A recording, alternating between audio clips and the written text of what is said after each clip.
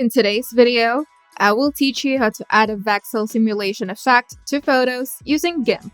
Let's get started.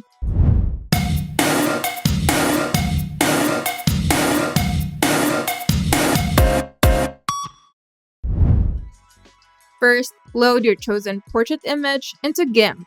A high contrast image works best.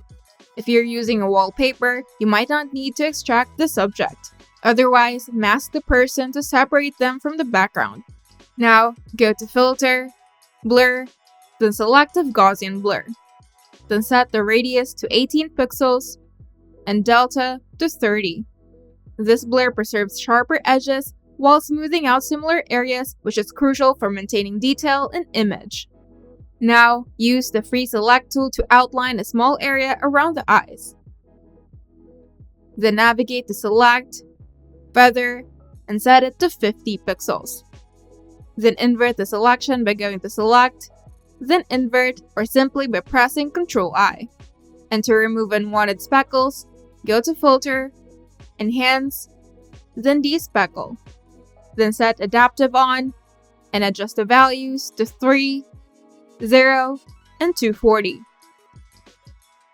Then repeat the filter by pressing F. This removes small white dots from the skin while keeping the eye highlights intact. Now we're going to refine and smoothen the image. To do this, ensure that the selection is still active. Then apply another Selective Gaussian Blur by navigating to Filter, Blur, then Selective Gaussian Blur.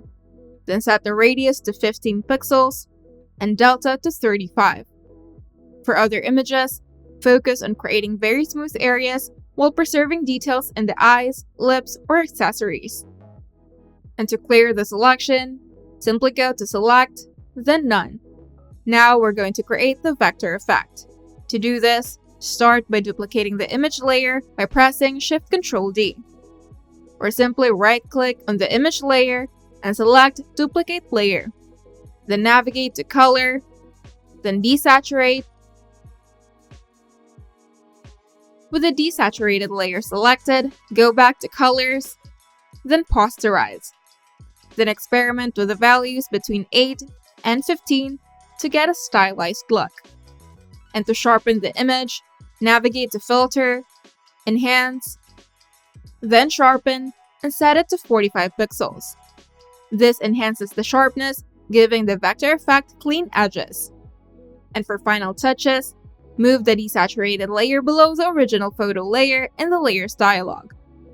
Then click on the original photo layer to activate it and set its layer mode to Color. And make minimal adjustments to brightness and contrast to perfect the final look. And you're done! If you find this video helpful, make sure to leave a like and subscribe. And if you want to see more tutorials, turn on the notification bell to get notified whenever we upload new videos.